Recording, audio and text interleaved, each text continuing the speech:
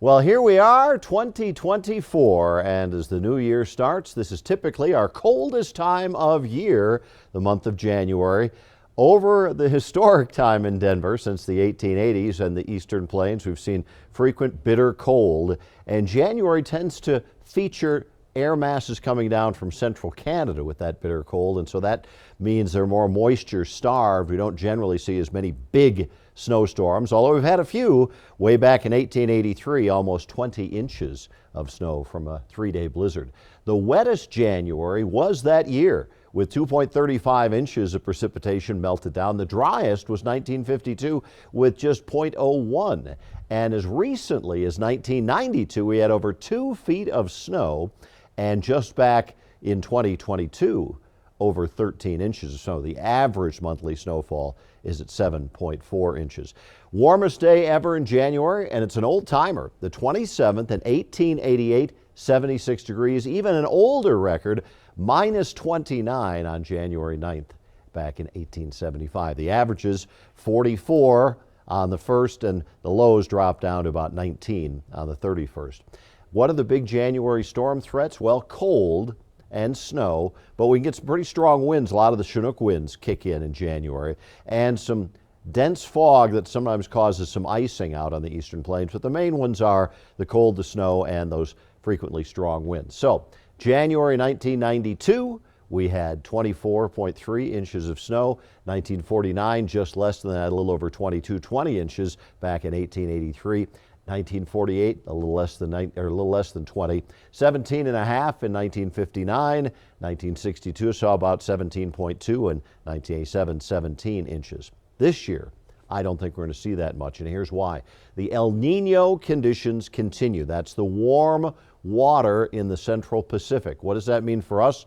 A long ways away from the central Pacific, but it tends to create a split jet stream flow, and that tends to block the cold air up in Canada, so we have fewer Arctic outbreaks. Doesn't mean you can't have any, but fewer. We don't see a whole lot of them on the horizon at this point. And the southern storm track mostly favors the southern United States.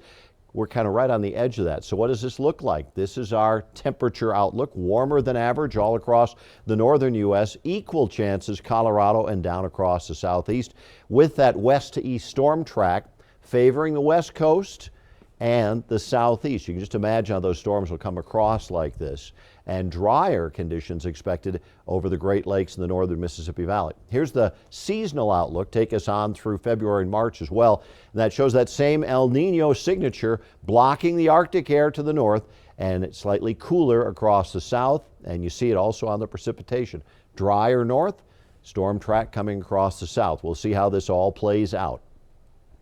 Our drought conditions are not great. We were in better shape about a month and a half ago. Now that drought is increasing on the eastern plains, moderate down across the south, and there is some drought over northern Colorado now. Severe drought Midwest and across the south. That could be aided by that southern storm track over the course of the winter season. And if you want to help us measure precipitation, CoCoRaHS, the Community Collaborative Rain, Hail, and Snow Study, you can join over 20,000 weather watchers worldwide. We'll teach you how to measure rain, hail, and snow. You get the rain gauge to help you out with that, and we can always use CoCoRaHS volunteers. It's a great site to look on to. If you're looking for local weather information, how much precipitation, rain, or snow has fallen near you, go to www.cocorahs.org. CoCoRaHS, highly recommended. Well, we're finished out 2023, and once again, we're looking at some of the hottest temperatures on record. 2022 is one of the hottest. 2023 should finish up around the second hottest year, if not the hottest on record. And with this El Niño to kick us off in 2024, we'll likely be looking at another very warm year globally. Winters are warming up across the entire part of North America with climate change, and we've seen those global temperatures increasing due to the increase in carbon dioxide in the atmosphere, and we're seeing record temperatures in many areas far exceeding record lows that occur. But we can still get, with a warmer world, locally extreme weather conditions due to the fact that as the jet stream changes, it loses some of its speed because the Arctic is warmer, and it becomes a little more wavy, something called Arctic amplification, and that can actually create little breakaways of very cold air that can come south. Not seeing much of a sign of that for this winter, but that's what's happened in the past. We've had those severe cold outbreaks that occur for a short period of time regionally. Might seem counterintuitive that with a warmer planet you can actually get severe cold waves, but climate change is increasing all of these phenomena. The rapid tropical development we see worldwide, the heat waves, the droughts, the fires, the shrinking of snow and ice, all related to a warmer world. 420 parts per million now, the average global carbon dioxide. We take those at Barrow and Mauna Loa, American Samoa, the South Pole, we average them because seasonally as plants grow in the northern or southern hemisphere, that'll draw down some of the carbon in that hemisphere. But when you take the average, which I show every day on my climate calendar, we're a little over 420 parts per million. And with that, we are seeing the warming of the world, about 38 billion tons of carbon per year from fossil fuels. That's about 100 million tons going in every day. And we know that it is not from something like volcanoes because we can measure the isotope to know it comes from old plants. In other words, fossil fuels. That's how we know where that increase in carbon is coming from. That carbon dioxide traps the heat that would otherwise escape into outer space, warming up our planet about 2.5 degrees in the last 70 years. It changes the heat balance. So the sunlight warms the surface. That's visible light.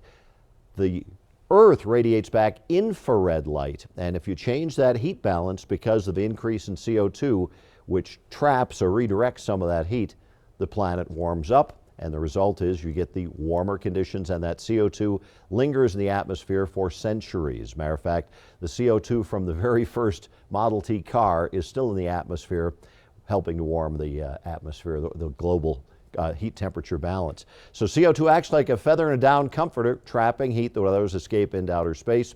We can still make this better, though, if we make significant cuts in our carbon release due to the burning of fossil fuels. Switching away to renewables, we can make it a better future. It's never too late to stop making things worse. As we move through the month of January, if you'd like to learn more about climate change, just download from that QR code the world's littlest book on climate, 10 facts in 10 minutes about the impact of increasing carbon dioxide and what we can do to fix it. Have a great month of January, and thanks for listening.